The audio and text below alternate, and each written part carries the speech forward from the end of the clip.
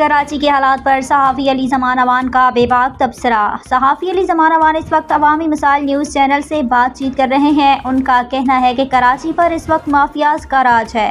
پانی مافیا، منشیات مافیا اور ترقیاتی فنڈ کھانے والی مافیا نے شہر کو یرغمال بنا رکھا ہے۔ انہوں نے کہا کہ کراچی کے شہری اپنے حقوق کے لیے آئین اور قانون کے دائرے میں رہ کر آواز اٹھائیں۔ میری اپیل ہے کہ پاکستان کی معاشی شرح کراچی کو بچایا جائے اور گزشتہ 15 برسوں کے ترقیاتی فنڈز کی شفاف انکوائری کرائی جائے۔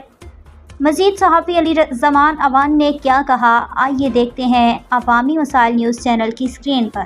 بسم اللہ الرحمن الرحیم۔ کراچی ایک ایسا شہر ہے جو مافیا کا گڑھ بنتا جا رہا ہے۔ کراچی والوں کے حقوق ہر روز پامال ہوتے ہیں۔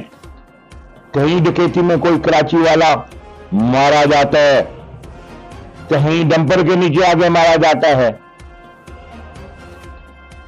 کراچی کی اگر تمام جو میں سمجھتا ہوں اس وقت اگر مجموعی صورتحال کا ذکر کیا جائے تو کراچی مافیا کے شکنجے میں ہے۔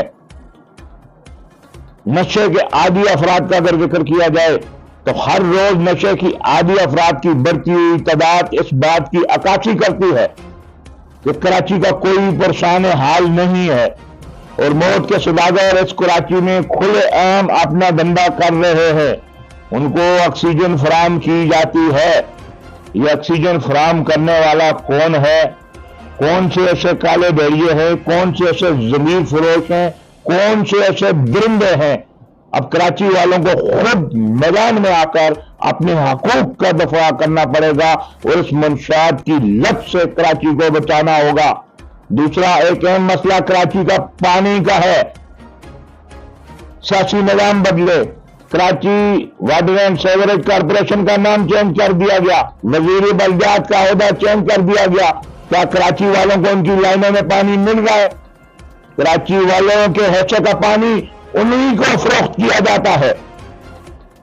اب کراچی والوں کو اپنے حق کے لیے آئین، اخلاق اور قانون کے دائرے میں رہ کر ایسا احتجاج بلند کرنا پڑے گا، ایسی آواز اٹھانی پڑے گی۔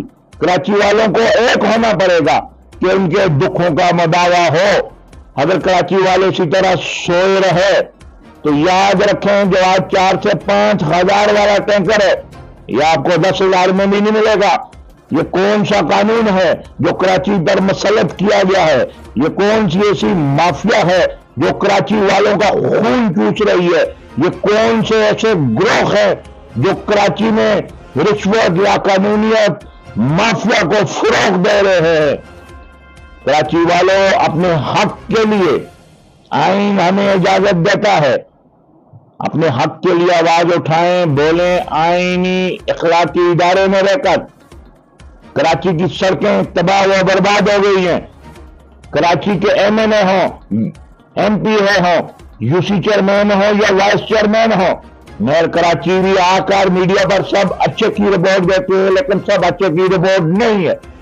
سرکاری اسپتالوں کا برا حال ہے، کراچی کی روڈوں کا برا حال ہے۔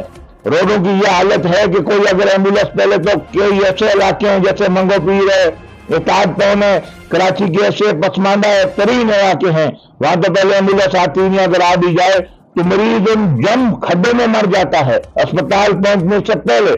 اس وقت کراچی میں منشیات فروشی عروج پر ہے۔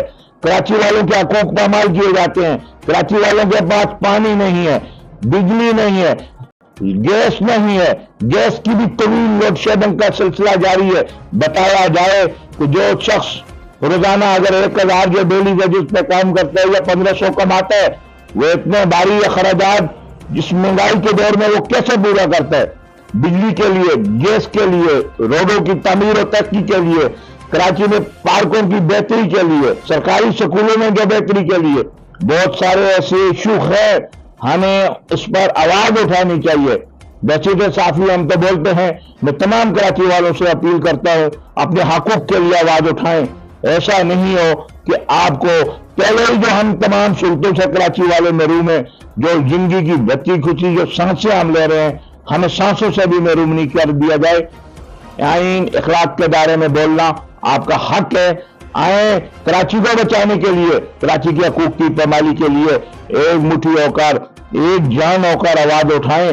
रोशनियों के शहर को अगर किसी ने बहाल करना है, इन रोशनियों को बहाल करना है, तो हम सब कराची वाले मिलकर ही इसको बहाल करेंगे। किसी सियासतदान MPA चेयरमैन या वाइस चेयरमैन को कराची की कोई परवाह नहीं है। कराची टैक्स देता है, पूरा पाकिस्तान चलता है, लेकिन कराची के बारे में कोई नहीं सोचता। वफाकी हुकूमत को चाहिए कि कराची में तामीर और तरक्की के लिए तमाम जितने भी मंसूबे हैं, जितने भी 10 से 15 सालों में फंड कराची की तामीर की तरक्की के लिए जो मंजूर हुए, उन पर जो है ना एक इंक्वायरी बिठाई जाए, ये कहाँ खर्च हुए। कराची पर तो कोई मुझे तक जो है मैं समझता हूँ कि कुछ भी जो यहाँ नहीं लगाया गया, अगर लगाया भी गया तो चंद पैसे लगाकर करोड़ों रुपए खाए गए हैं। लगाया जाता कुछ कराची पर तो आज कराची की ये हालत नहीं होती। बोले अपनी कराची के लिए, रोशनियों के शहर के लिए जो पूरे मुल्क को चलाता है।